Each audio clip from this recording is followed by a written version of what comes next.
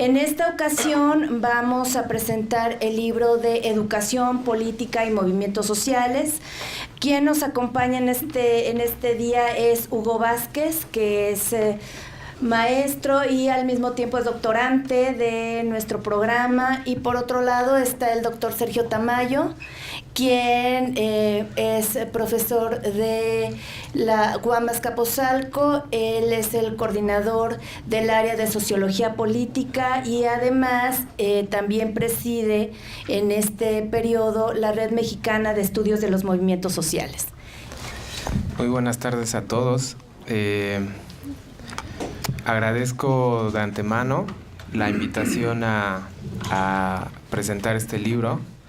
Sin duda es una responsabilidad bastante importante y pues una oportunidad de crecimiento también interesante de acuerdo a las temáticas y planteamientos que el mismo doctorado nos invita y nos ofrece. Me voy a permitir leerles un texto que escribí un poco para no divagar y más que una reseña intenta ser una provocación un poco, a lo mejor se queda como un intento abortado y fallido, pero pues espero puedan subirse un poquito a la línea, ¿no? Comienzo entonces. ¿Es posible hablar de una poética de la resistencia? Poética no en el sentido aristotélico que la concibe como modo de imitación, sino un espectro más amplio, como doctrina relativa al hacer, como acto creador y por ende como movimiento. Así la resistencia sería dinámica, sería acción fructífera que, consciente o inconscientemente, devendría en un cambio de posicionamiento. Un cuerpo deja su silla para salir a marchar por las avenidas, otro cuerpo toma el teclado y comienza a escribir sobre aquello que sus ojos registran, y solo algunos manifiestan, otros más se cuestionan, se organizan, de vez en cuando unos miran en otra dirección como un gesto de empatía. Todos ellos resisten al estatismo, se oponen a su condición estática, entran en conflicto con la gravedad, quedando insertos en el campo de la dinámica, concepto que en su acepción ligada a la física y la mecánica trata de las leyes del movimiento en relación a las fuerzas que lo producen. 9 cuerpos resisten en un acto de poiesis crítica. 9 autores se posicionan ante fenómenos y acontecimientos diversos. Se presentan como enlaces moleculares, interrelación de singularidades y series de moléculas interconectadas. Son rizoma, articulación textual, en donde se cruzan miradas, se encuentran posturas, se alude a una poética de la resistencia que apunta hacia la acción colectiva como punto de intersección entre lo educativo y lo político, que utiliza la acción colectiva como estrategia de diálogo. El texto, Educación, Política y Movimientos Sociales, muestra un mosaico reflexivo en torno a la correspondencia entre los movimientos sociales y los procesos educativos, articulados ambos desde el espacio de lo político. Inaugurando esta discusión, Guadalupe Olivier esboza justamente en el primer capítulo del libro la necesidad de estudiar dicha interconexión a través de 3 vertientes. Primera, las prácticas de resistencia que derivan o no en actos transgresivos o bien movilizaciones de largo alcance, cuyo contenido pudo haberse detonado por demandas propiamente educativas y cuya procedencia está marcada en el ámbito escolar institucional. 2. Otros casos donde aun cuando las demandas no son propias del sector, se originan en la institución escolar como un espacio aglutinante, generador de resistencias, detonador de movilizaciones. 3. Cuando los movimientos sociales, independientemente de su origen o naturaleza, a través de su trayectoria, particularidades, contexto y morfología, terminan desarrollando propuestas educativas, liberadoras o de resistencia. Ante estas tres situaciones, el texto plantea las preguntas: ¿qué tipo de sujeto pedagógico se construye a partir de los movimientos sociales?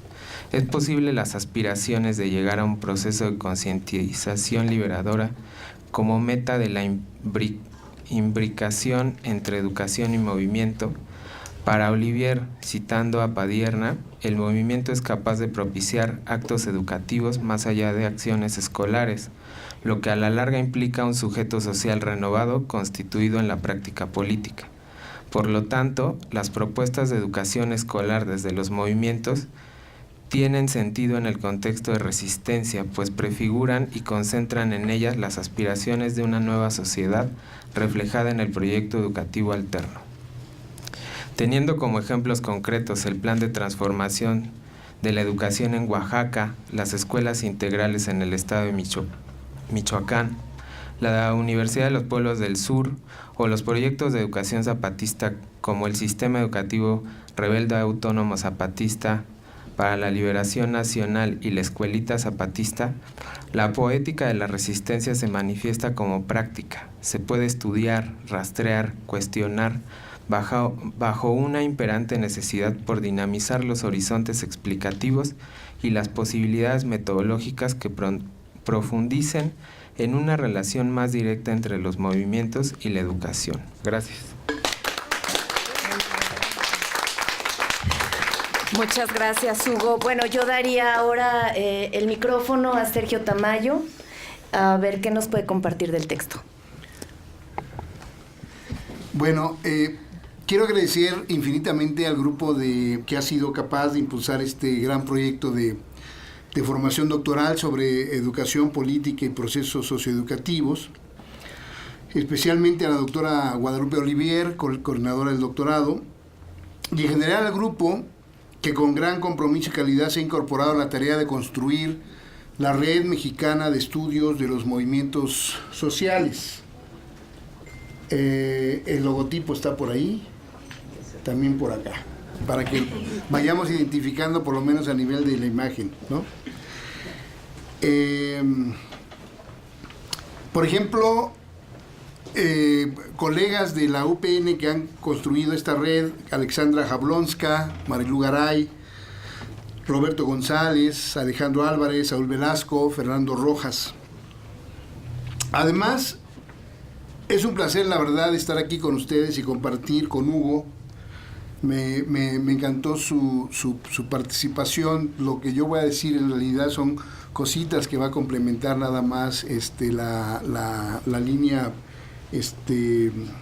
general de sus comentarios y esa noción padrísima de la poética de la resistencia sobre la cual trabajó todo el texto. Bueno, todo esto anterior no es nada más como que la entrada o la introducción ya para empezar a hacer los comentarios, porque hay que decirlo, es importante también porque este libro es resultado de un esfuerzo colectivo muy grande de la Red Mexicana de Estudios de los Movimientos Sociales, pero especialmente de que ya se considera un núcleo fundamental, un nodo molecular, en palabras de Roberto, un grupo de trabajo que ha impulsado el tema de la educación en su vinculación con los movimientos sociales y que surge de aquí, de la UPN. Quisiera comentarles una anécdota, pues en el primer Congreso Nacional de Estudios de los Movimientos Sociales que organizamos el año pasado, hasta un poco antes de su realización, no existía una temática sobre educación. No lo habíamos contemplado. Fue hasta que Lupita y este grupo de académicos impulsaron un espacio de reflexión sobre educación, política y movimientos, que se abrió el último eje temático del Congreso. El último. Hoy ese eje temático es de los primeros. Ha producido sendas actividades orientadas a comprender mejor el fenómeno de la resistencia, la protesta, la política y lo educativo de forma integral. De hecho, en breve va a haber difusión de uno de los foros que también la red está impulsando junto con la UPN y el doctorado, sobre educación y movimientos sociales que se va a realizar aquí en la Ciudad de México en el mes de noviembre. Bueno, ya Lupita les hablará de los antecedentes en el COMIE, el Consejo Mexicano de Investigación Educativa, donde nos brindaron un espacio sensacional en el Congreso de Chihuahua. Participamos ella, Lupita, Roberto, Máximo Modonesi y un servidor para charlar sobre las maneras en que podrían articularse estas dos grandes líneas de reflexión sociológica, pedagógica y política. Yo mismo he aprendido mucho al trabajar conjuntamente con la doctora Olivier en varios artículos y proyectos con esta misma idea de intentar asociar de manera más rigurosa, más analítica, más epistemológica, los estudios de la educación y los estudios de la protesta.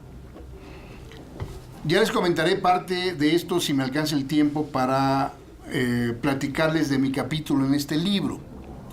Si no, pues nos vemos a la salida. Una cervecita, un vinito, ¿no?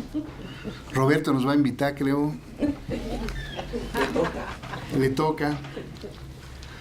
Bien, este libro es resultado de los trabajos que se presentaron antes de ese primer Congreso de Estudios de los Movimientos Sociales que les comento. Y está por publicarse otro más como resultado de los trabajos del Congreso en este año. O sea, es un grupo ahí que está empujando durísimo y luego ya uno no sabe cómo hacerle para seguirles el paso. Son libros pioneros que están abriendo brecha en la intersección entre educación y movimientos. Lupita lo dice con claridad. Los estudios en política de la educación han avanzado escasamente en la intersección con los movimientos sociales. Desde el campo de los movimientos, por supuesto, se abordan sujetos y actores relacionados, como por ejemplo el movimiento magisterial, el movimiento sindical, el movimiento sindical universitario, el movimiento estudiantil. Pero si hacemos una revisión precisa de la mayor parte de estos extraordinarios trabajos, nadie dice que no, poco aportan, y no me refiero a la teoría de los movimientos, sino a la intersección. Ese es el punto, es la intersección entre este campo y la educación. Y si hacemos por otro lado una revisión más detallada de los trabajos sobre educación, veremos que se enfocan más hacia las políticas públicas o hacia los procesos educativos en los que la protesta y la resistencia, así se tocan, son tangenciales en términos conceptuales. Este libro es un intento valiosísimo de ese programa de investigación a largo plazo que la doctora Olivier se ha puesto a cuestas. Y es muy satisfactorio decir que en tan breve tiempo haya podido acercar a académicos e intelectuales tan importantes de la talla de los que escriben en este libro. Lástima que solamente hay 20, porque tenemos más. O sea, pueden hacer una lista y después que la doctora se traiga. Porque además quiero decir que la red no vende sus publicaciones, sino las distribuye, pero tampoco las regala así como para que estén en el boiler, ¿verdad? Sino para realmente gente que realmente le interese el tema. Bueno, quisiera entonces solo repasar algunos textos, ya Hugo lo hizo excelentemente, y asimismo repasar brevemente sus enfoques. Verán entonces que el interés y el esfuerzo de todas y todos es en el ánimo de esta necesaria y aplaudible triangulación. Diría que el libro se divide en dos grandes partes. Una pensada para reflexionar sobre el encuentro entre estos dos campos y la segunda sobre casos y experiencias. Y si bien la estructura puede aparentar un cierto sentido común en libros que se dividen entre teoría y casos empíricos, este no lo es realmente. Me parece que debió de haberse cambiado el nombre de las partes, ¿no? La verdad. En la primera parte, por ejemplo, se reflexiona a partir de experiencias y sustentos empíricos. Porque no solamente es la teoría en abstracto, sino cómo podemos aplicar de alguna manera ciertos conceptos y categorías a casos específicos. Y en la segunda se describen con detalle los casos empíricos, pero que le permite a las y los autores reflexionar sobre precisamente esta relación entre movimiento y educación.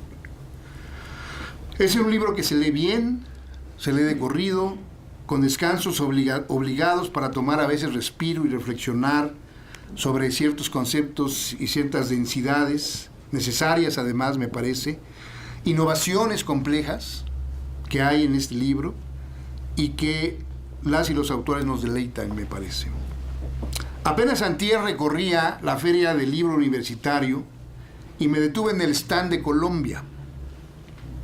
Ya se levantó, o sea que lástima, para la siguiente hay que ir al stand de Colombia. Y me sorprendió la cantidad de producción intelectual en ciencias sociales en torno a conceptos como movimientos, educación, universidad y política. Por lo menos nada más esos.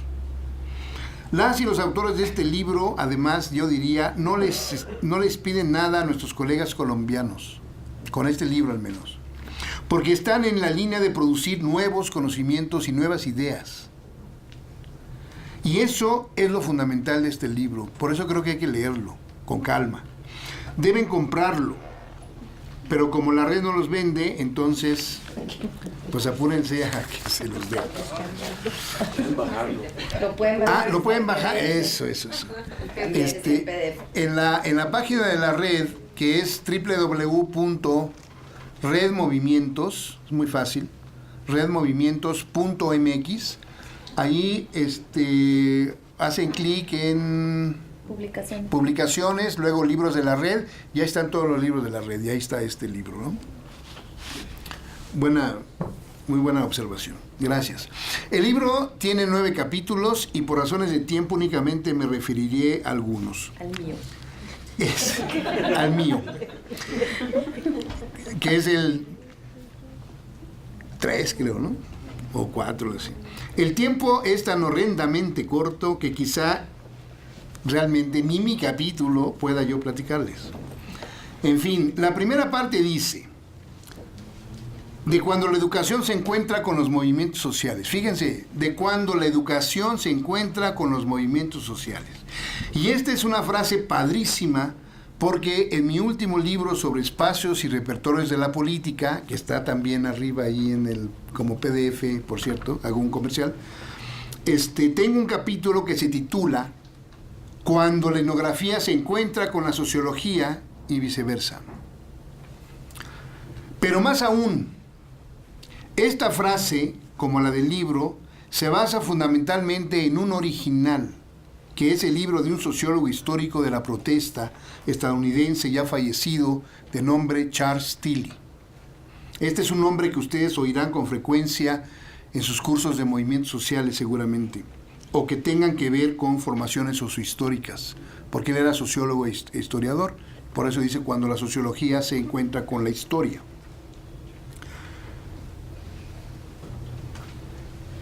En general, de lo que se trata en su libro de Charles Tilly es de promover una propuesta metodológica de triangulación entre lo global y lo local, entre la estructura y los procesos, entre la economía y la política.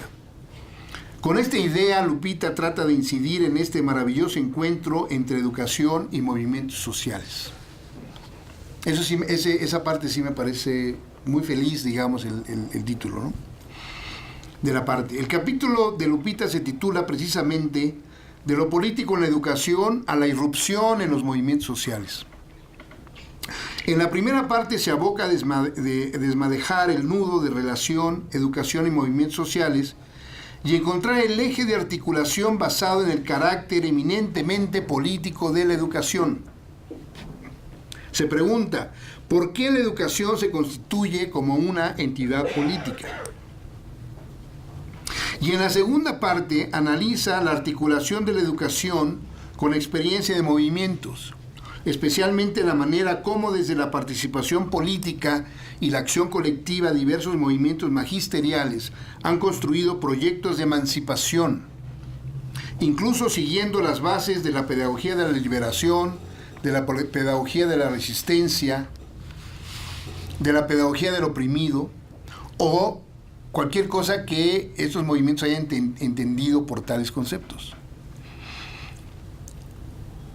La autora compara el acercamiento de dos movimientos de la CENTE, lo que es la Coordinadora Nacional de Trabajadores de la Educación, uno que es la sección 18 de Michoacán y la sección 22 de Oaxaca, en lo que llama movimientos heterónomos. Otros movimientos que se articulan entre la heteronomía y la lucha por la independencia política, que no necesariamente han llegado a alcanzarla, como es el proyecto de la Universidad de los Pueblos del Sur, lo que es UNISUR, que por cierto también ellos están por realizar un foro social en octubre sobre luchas sociales y en el estado de Guerrero. Ojalá y nos podamos ver ahí en ese foro. Y finalmente, otro caso que analiza Lupita es el proyecto autonómico de las escuelas zapatistas.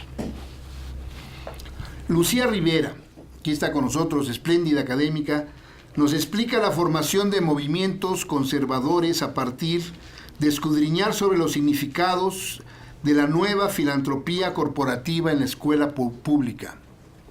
Recordemos que desde el siglo XIX, las bases de lo que se llamó la naciente sociedad civil se basaba fundamentalmente en asociaciones filantrópicas y centros religiosos que a veces apoyaban la mendicidad y algunos programas de salud. Toda la historia de incluso del concepto y de la experiencia de la sociedad civil en México inicia con esas experiencias en el siglo XIX.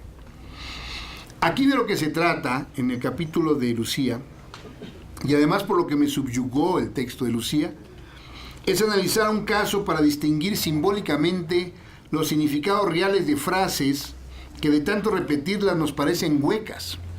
Por ejemplo, por una educación que garantice la igualdad de oportunidades. ¿Qué significa eso? La educación de calidad cambia a México. Por el derecho a la educación. Pero estas frases pueden ser reivindicadas tanto por filántropos, élites, como por grupos de oposición indistintamente. ¿Qué significan realmente? Al examinarlas más de cerca, dice Lucía, es posible advertir que si bien parecen coincidir en sus demandas, objetivos, estrategias, en realidad su alcance y grado de influencia puede ser radicalmente distinto. Hoy, dice Lucía, hay un nuevo actor, el filantrocapitalismo o filantropía corporativa, que no es más que la expansión de una parte de la sociedad civil que busca cubrir los huecos que el Estado ha dejado tirando el bienestar social para recogerlos y aprovecharse de una renta excedente. Teach for All es el rostro caritativo del imperio, dice Lucía. Así, tajante, ¿no? Y se ha extendido además en México, en todo México. La autora incorpora un cuadro, además, que resalta los programas de la SEP empresariales y destaca los términos usados. Me sorprendió. Voy a decir solo algunos. Mexicanos primero, Teach for All o Enseña por México. Pero luego algunas nociones simpáticas. Bueno, no sé si simpáticas. Emprender con valores. Programa Emprendedores. Valores de Fundación Televisa. Habilidades para el éxito. Diseña el cambio. Plan Empresa Escuela. Más allá del dinero. Emprendedores y empresarios. Simulador de negocios. Aprender para avanzar. Competencias para la vida. Y hay más. Todos son valores neoliberales impresionantes, pero además que se nos han interiorizado de una manera terrible. Lucía hace un análisis minucioso y preciso de esta organización de Teach for All, en la que no todo lo que diga educación pública, como ella concluye, es lo que parece. Después viene el mío, que me lo voy a saltar por ahora, para entrar al debate con Roberto González Villarreal, que también está aquí con nosotros. La de él es una perspectiva necesaria. En el primer encuentro nacional de los movimientos sociales, John Holloway, en una conferencia magistral, dijo que estaba en desacuerdo con el nombre del Congreso. Y muchos nos enojamos, ¿verdad? Pero aceptamos porque es John Holloway.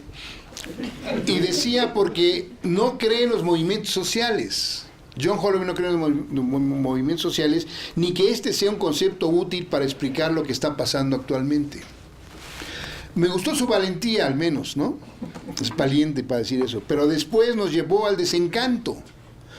Cuando a pregunta expresa, pues no supo definir una categoría sustituta a la de movimientos sociales. Podríamos hablar de rebeliones o resistencias, pero no de movimientos sociales. Nos metió en un brollo, pero sí es un debate necesario, creo. Es un debate ahorita fundamental. Desde antes, en esta reunión que Lupita organizó en el Comité de Chihuahua, comenzamos Roberto y yo a aclarar nuestras diferencias, no para resolverlas, sino para ahondarlas.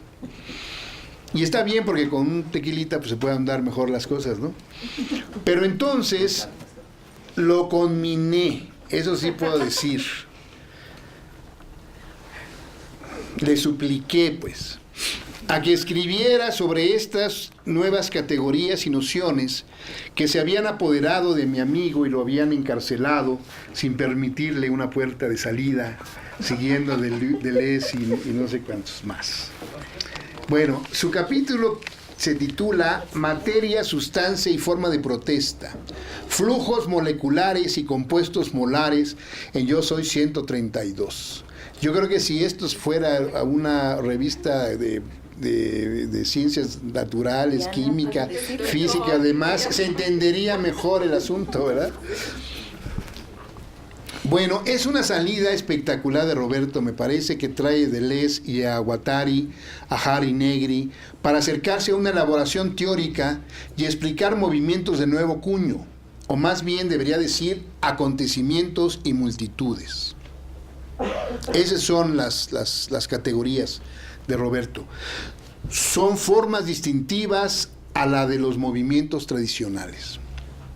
Categorías como formas moleculares o formas molares, flujos, rizomas, acontecimientos, morfogénesis, multitudes como enjambres. Creo que ayuda mucho pensar la protesta o los acontecimientos así como rizomas. Permite pensar de otra manera la morfología de las acciones, que es el objetivo final del capítulo de Roberto. Yo aún, la verdad, con todo respeto, porque además estimo, quiero mucho y lo admiro mucho a Roberto, tengo todavía mis asegúnes, ¿verdad? Pero la manera en que escribe sobre los desafíos, el método y la explicación precisa del hashtag Yo Soy 132 subyugan realmente. Para muestra unos botones, cuando dice, el hashtag del Yo Soy 132 es en sí misma consigna y nodo. Nada más. O sea, un análisis semiótico del nombre. Flujo libidinal. Después viene un segundo momento histórico conceptual de la emergencia de ese acontecimiento, que es la bifurcación. Se trata de un desvío, no de una relación causa-efecto, ¿no? Que generalmente estamos buscando. Charles Tilly trata de buscar siempre cuáles son esos mecanismos que de alguna manera le van dando linealidad o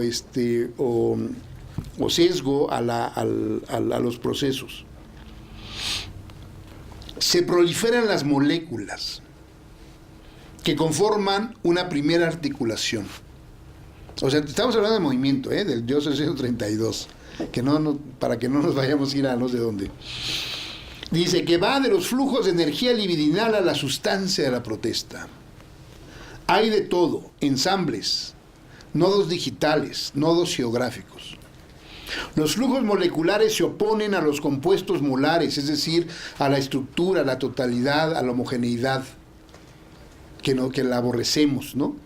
Los flujos moleculares constituyen, al revés, la proliferación rizomática. ¿Y cómo explica la extinción del acontecimiento? Roberto ahí se reprime, no quiere reconocerlo, le cuesta trabajo. No, Yo Soy 132 mutó.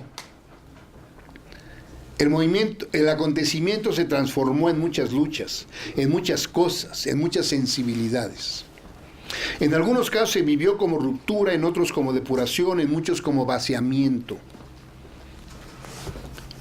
Puedo decir que me vi reflejado en su capítulo, pero como parte del grupo al que Roberto criticó de principio a fin acérrimamente, ¿no? Entonces, bueno, pues voy a tratar de ver cómo le hago para cambiar, o para convencerlo para cambiar él. No, en síntesis es un texto muy bueno, provocador, por supuesto, pero que hay que leerlo y aprender de él. Máximo Modonesi habla de las luchas, experiencias y la educación política de la generación post-zapatista en México, especialmente entre 2011 y 2015. Es una especie de continuar la reflexión sobre el desarrollo de los movimientos durante la primera década del siglo XXI. Yo mismo escribí un texto sobre ciclos de protesta de esa época, y lo interesante aquí es cómo desde el uso de categorías específicamente del campo de movimientos sociales, por ejemplo, ciclos de protesta, repertorios de la movilización, etc., es posible ubicar a los principales sujetos políticos ubicados sobre todo en el sector estudiantil, que ese es el objetivo del texto de Máximo. El primer episodio corresponde a 2011, a la conjunción entre la expresión mexicana del movimiento de los indignados en España tras el 15M, y del Occupy Wall Street, el movimiento estadounidense, y su vinculación con el movimiento por la paz y justicia y dignidad del poeta Sicilia.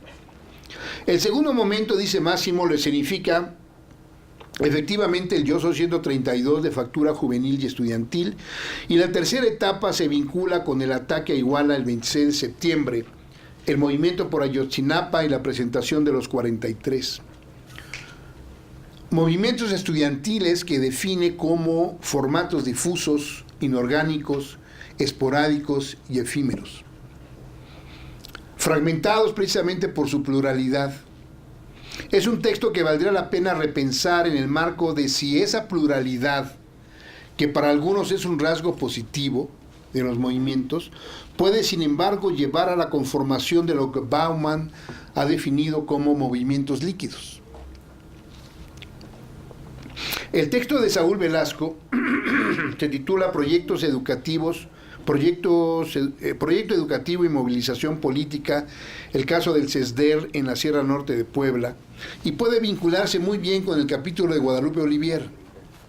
Por allí está la posibilidad de indagar la articulación entre educación y movimientos. Saúl, uno de sus profesores más destacados en movimientos sociales indígenas, ahora trabaja el caso en que una organización construida por actores mestizos de clase media se articulan con la comunidad y generan estrechos vínculos, aprendizajes significativos y lo que el autor denomina efectivas comunidades de aprendizaje. Nos habla de los antecedentes, de la geografía, de los sujetos políticos en la zona nororiental del estado de Puebla, de la formación del Centro de Estudios para el Desarrollo Rural, que es el CESDER.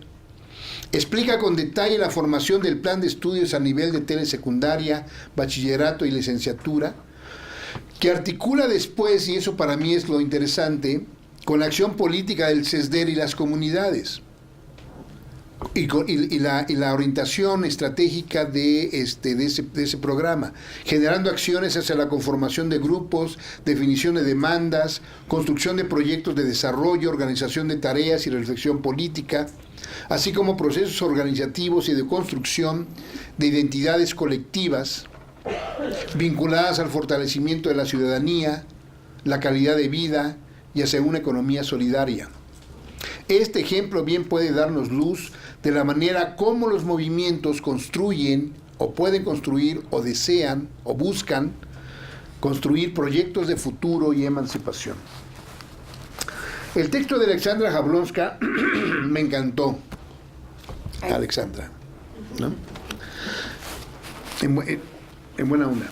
Sobre los videastas comunitarios en México y la construcción de un discurso identitario otro. Alexandra explica las acciones que permiten a los comunicadores de Oaxaca construir un movimiento social que plantea estrategias diferentes que la de los medios hegemónicos, que difunde contenidos distintos que aquellos medios y contribuye a la construcción de identidades locales y regionales. Después analiza con su enorme especialización crítica en cine y fotografía los productos que los colectivos han realizado: películas, documentales, fotografías, pinturas murales. La reflexión la hace a partir del análisis empírico de un caso del colectivo Ojo de Agua Comunicación. Es interesante acercarnos a ciertas nociones, como por ejemplo el de videoactivismo. Esa es una noción también interesante. Hay toda una línea de trabajo sobre el asunto del activismo y el militantismo en los estudios de los movimientos sociales. Y de esta perspectiva sería muy bueno, digamos, como cerrar las pinzas. O al que de manera análoga también han llamado como ciberactivismo o activismo de redes digitales, o etcétera, etcétera. Alexander nos acerca una definición sobre videoactivismo, que son prácticas sociales de carácter comunicativo utilizadas como recursos de intervención política por actores ajenos a las estructuras de poder dominantes. Lo relevante del trabajo de Alexandra es que no es una narrativa contempladora de un colectivo al que se debe construir como apología del éxito, como generalmente son los estudios de organizaciones, asociaciones o movimientos sociales. Tendemos mucho a hacer apologías de ellos.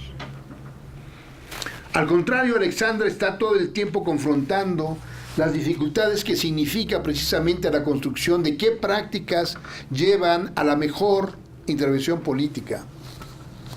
Los procesos políticos no son una metáfora de una escalera que debes ir subiendo sistemáticamente escalón por escalón para llegar hasta la parte más alta. El financiamiento de estos proyectos es muy difícil y costoso, y la movilización de recursos institucionales definen en mucho el sentido y el contenido de los productos también. Y ese es un problema precisamente para la construcción de una perspectiva autonómica o de pérdida de independencia política. Alexandra también retrae la teoría de los marcos, que le permiten interpretar de una manera crítica el conflicto para definir visiones y representaciones homogéneas y consensuadas. Y sin embargo, es una lucha por significados. Dice Alexandra, es una expresión de luchas por el poder entre diferentes grupos sociales que tratan de imponer visiones específicas del mundo. Quiero hablar finalmente del texto de Alejandro Álvarez, otro profesor de ustedes, que se articula perfectamente con el capítulo de Alexandra. Se trata de las expresiones artísticas populares del movimiento social haitiano entre 1986 y 1991. Poco se ha referido al análisis de la relación entre movimientos, repertorios y regímenes al caso de Haití.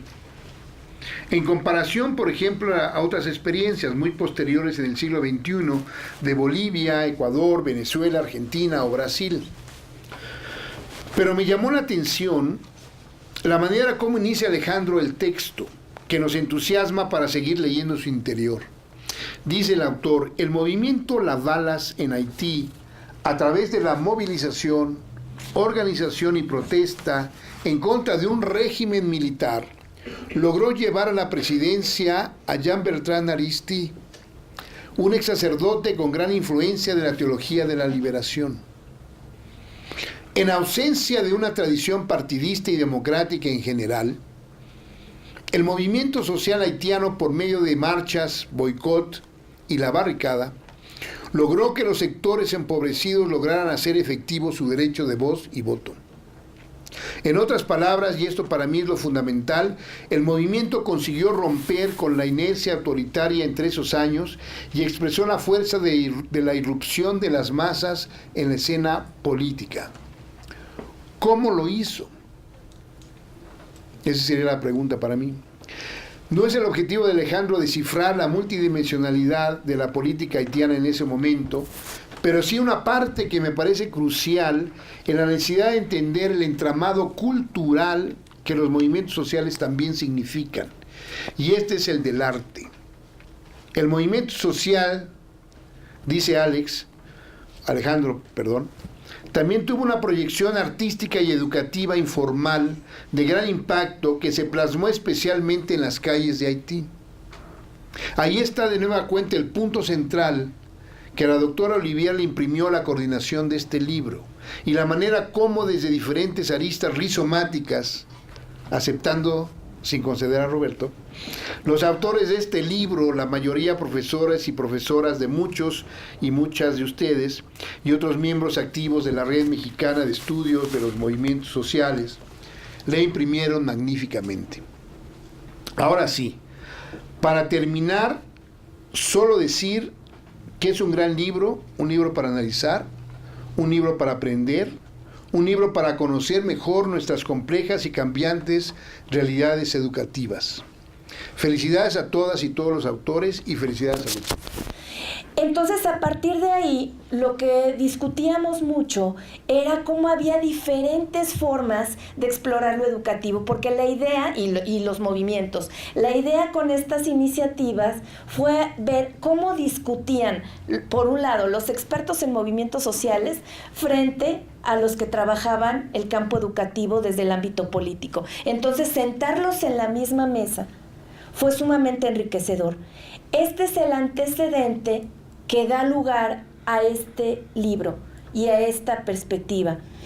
En el camino hicimos algunas invitaciones paralelas que nos parecían necesarias porque sabíamos además lo que estaban trabajando. En el caso de la invitación expresa a Lucía para que trabajara esta parte, y también en el caso de Alexandra. Aquí sí tengo que decir que tuvimos una omisión terrible, Pati, porque tú deberías de haber estado también desde ese momento en el libro, pero vas a estar en el segundo, ¿no? Cosa que también me da muchísimo gusto.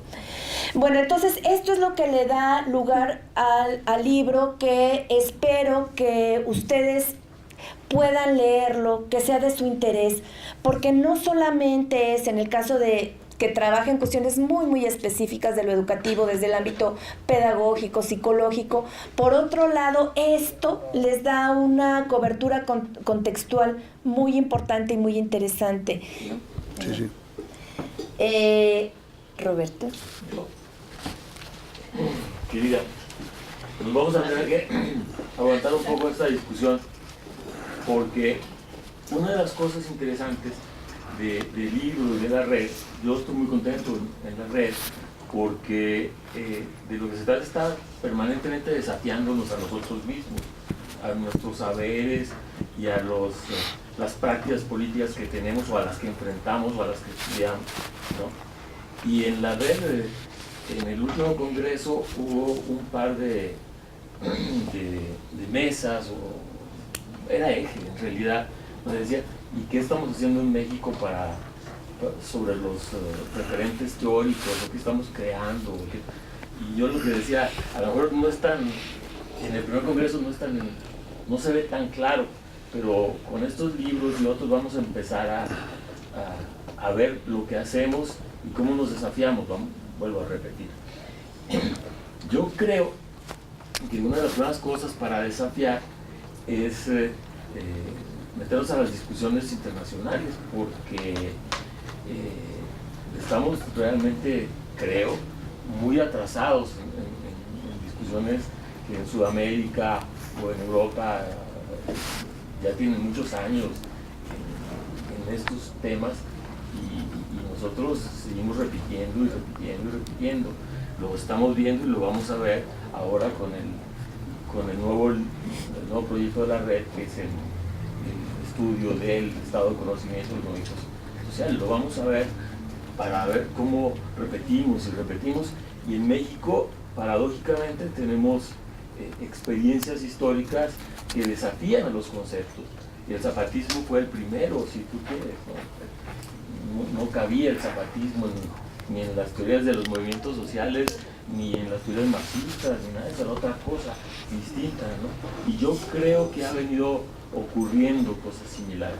Yo creo que el Yo Soy 132 es una experiencia inédita, que no se queda buen amigo Holloway atrás cuando no responde ahora que sí tenemos. Pero sí me parece que es muy atinado para decir, este no es un movimiento social. Para empezar, con el título, un movimiento social, y todo heredero de la filosofía del sujeto, ¿verdad? Es un movimiento, ¿verdad? ¿Qué es un movimiento, ni madres? Es un chingo de cosas. Pero logran articularse y el cómo se articulan tantos, tan distintos, en tantos lugares, de tantas formas, me parece que teníamos que preguntarlo, tenemos que acercarnos con otras cosas, ¿no? Yo creo que a mí el 1832, cuando lo empecé a ver, primero fui como tantos, y eran, ay, pinches escuincles de la Ibero, y luego el de la Ibero, y luego de la Anáhuac y del TEC, imagínate, no del TEC, no mames, 15 días y se van a desaparecer. Pero es que tenían información equivocada. 132 no es en el DF, en el 132 hubo en todo el país, en lugares más inimaginables. Mi pueblo, que es un pinche pueblo de 4,000 habitantes en Coahuila, había 132, y se juntaban en la plaza, y eran de todos, y en Champotón. Me parece que era otra cosa, y acercarnos a eso, con los conceptos tradicionales de Til y toda esta banda, pues me parece, aquí siempre nos peleamos aquí y yo, me parece que no, hay otras formas, no, pero esas otras formas tampoco están desarrolladas. A mí me gustan mucho, por ejemplo, los textos de Negri y de Hart, me gustan mucho porque es como un marxismo muy desarrollado, ¿no? Que recuperan muchas cosas del marxismo. Acuérdate que soy economista. Entonces, pero tiene una gran dificultad. A la hora de estudiar el movimiento no lo estudian. Sí, es muy chido decir la multitud, pero cómo se configura la multitud, y cómo se pusieron de acuerdo, y cómo se articularon tantos tan distintos, y cuál fue la forma de organización, eso no lo dicen. Jamás, excepto aquello de que ahora ya es la serpiente, porque en cualquier momento salta y puede atacar el imperio, cualquier movimiento particular. Me parece, en este sentido, que lo que yo estoy haciendo ahorita es cómo nos acercamos a estos de manera distinta. Ayotzinapa y el 132 me parecen dos casos ejemplares de cosas distintas, cosas nuevas que no podemos verlos con lo anterior. ¿Cómo si podemos verlas? Me parece que sigue siendo por aproximaciones todavía. En el siguiente libro en el que escribimos tú y yo y otros compas, ahí viene otra respuesta a Sergio y a su culminación, aclara más. Bueno, vamos viendo qué es eso de la multitud, ¿no? Y lo comparamos con Europa, con las cosas como vienen en Europa y como lo hicieron los compas de la comuna, y cómo en México podríamos usarlo de manera distinta. Y para responder así a tu pregunta, pero a mí me gusta que la hayas hecho y que se haga en la universidad, porque en la universidad no discutimos estas cosas. Si no se discuten mucho nada, en la peda menos. Y me parece que es donde más tendríamos que hacerlo. Pero para eso está este doctorado aquí también, porque queremos hacer otra forma de aproximarnos a la política y a la educación que no sea la política educativa. Ya veremos con mucho detalle esto. El pueblo creo que sigue siendo un concepto útil en campos particulares, ¿no? En la gente me parece que sigue siendo, y ahí sí hay una connotación, digamos, ético-política, por desgracia, útil todavía para estudiar ciertas cosas de la gente. Y tu texto ahí dice mucho sobre eso, pero en la parte crítica me parece que también. Pero yo me quedo con lo que dices para iniciar una serie de discusiones y de trabajos que aquí convocaremos a los compas. Ya vieron ahora Hugo su excelente intervención. A mí me deja bastante contento porque pues apenas tenemos un año con el doctorado y mira ya chavos como Hugo que puede leer estos textos y que lo puede recuperar e incluso imaginarse cosas como poética de la resistencia. Yo lo compro, eso lo inventé yo, no mames. A mí me gusta mucho porque ya lo estamos haciendo y lo vamos a seguir convocando cosas. Pero Pati, me quedo con lo que dices, lo seguimos discutiendo. Gracias. A toda madre. Gracias. Un mal intérprete, por cierto. Me quedé pensando en el tema de la ciudadanía. Y yo no sé nada absolutamente sobre las discusiones teóricas al respecto. pero más bien escuchando me preguntaba sobre la palabra. ¿Por qué usamos esa palabra? ¿Por qué estamos discutiendo eso? ¿Cuándo comenzó a generarse un cierto consenso con respecto a que es algo importante en nuestras vidas? Digo, ahora se preguntaba distinciones entre ciudadanía esta, la otra y la aquella.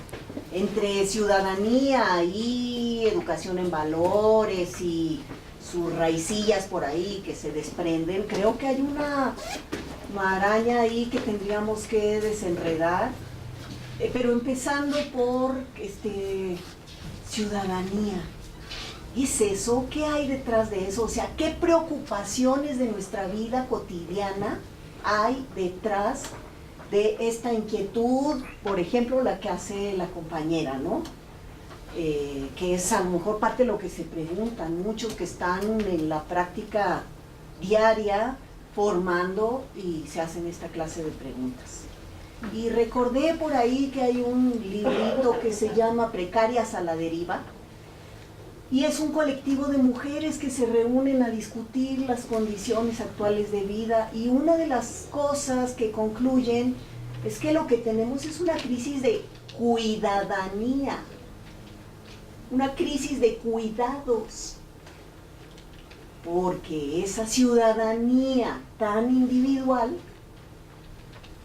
deja, oculta o a un lado pierde importancia para existir como individuos, como grupo y como sociedad, que no podemos lograr eso sin los cuidados a los viejos, a los discapacitados, a los, digamos, discriminados, a los niños. Hay un planteamiento ahí distinto que opone el concepto de cuidadanía al de ciudadanía. A mí al menos me hizo muchísimo más sentido por las inquietudes de la vida cotidiana que se plantea este colectivo. Entonces, bueno, lo dejo ahí como inquietud, no necesariamente, quizás sea parte de las cosas que hay que seguir discutiendo.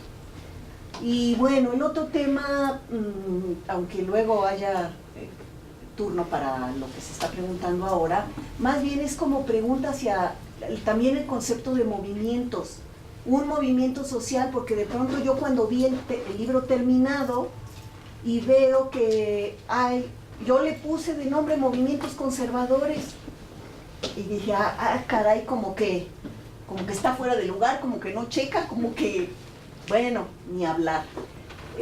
Porque generalmente desde el sentido común pensamos que los movimientos sociales siempre tienen una característica de oponerse, de plantear un proyecto distinto al hegemónico, de la liberación, de la no sé qué y la no sé cuánto, y resulta que en este momento de la historia en el mundo y en nuestro país tenemos movimientos neoconservadores sumamente activos, que están jugando un papel fundamental en la imposición de un proyecto cultural y educativo mundial.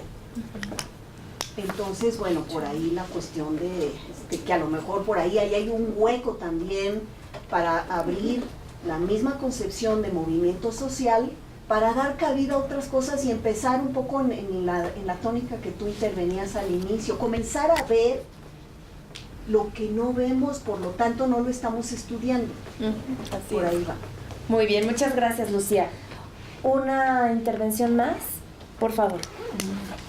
Me gustaría que comentaran acerca del 15M, ya que lo relaciono un poco o mucho con la educación y después con la política y después como un movimiento social. Pero este movimiento realmente ha logrado establecerse como parte del gobierno y a partir de ahí la lucha, ¿no? Y también en relación a lo que comentaba la maestra Guadalupe, a Lupita, en relación a que nos han enseñado a ver a la educación como política pública. y no como un servicio público, ¿no? En relación a lo que también trae un poco el 15M, el rescate de todo lo que es público, ¿no? Y que pienso que permea también aquí. Y otra, los movimientos sociales y lo que dice Bauman, ¿no? En los movimientos líquidos, que tampoco han sido muy fuertes en México. Han dejado rastros, pero no han tenido una base sustancial que nos permita estudiarlos bien y arribar a algo más, ¿no? Como por ejemplo el ZLN, ¿no? Que está, pero parece que ahorita tampoco está, ¿no? Ok, gracias. Pues Sergio, por lo menos te tocan 2 ahora y como hace rato, ¿no? Bueno, No sé si tú también quieres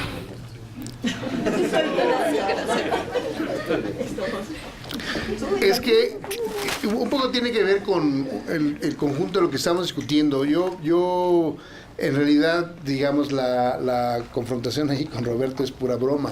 O sea, la verdad es que yo le estimo mucho y estimo mucho lo que escribe.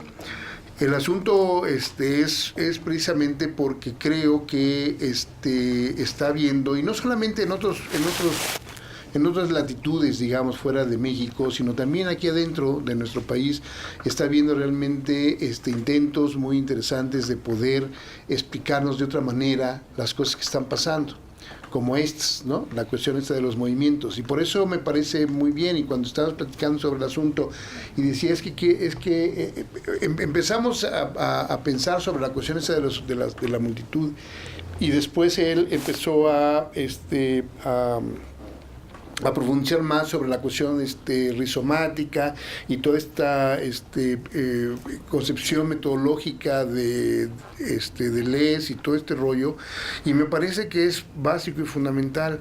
Hay gentes en otros posgrados también que están tratando de explicarse los movimientos sociales desde una perspectiva Foucaultiana, a partir, por ejemplo, de términos como la performatividad, por ejemplo. Incluso Bourdieu, que es un autor que se conoce bastante, no se ha utilizado mucho realmente para poder explicar la cuestión de los movimientos, y ahora también se están incorporando, digamos, parte de sus enfoques y sus perspectivas para poder entenderlas. Nosotros mismos ahí en la UAM estamos tratando de plantearnos lo que llamamos apropiación política del espacio público, como una manera también de pensar etnografías multisituadas, y cómo a través de etnografías multisituadas podemos analizar los repertorios de la movilización de otra forma, de otra manera. Entonces, yo creo que sí hay, digamos, intentos, ¿no?, para poder explicar.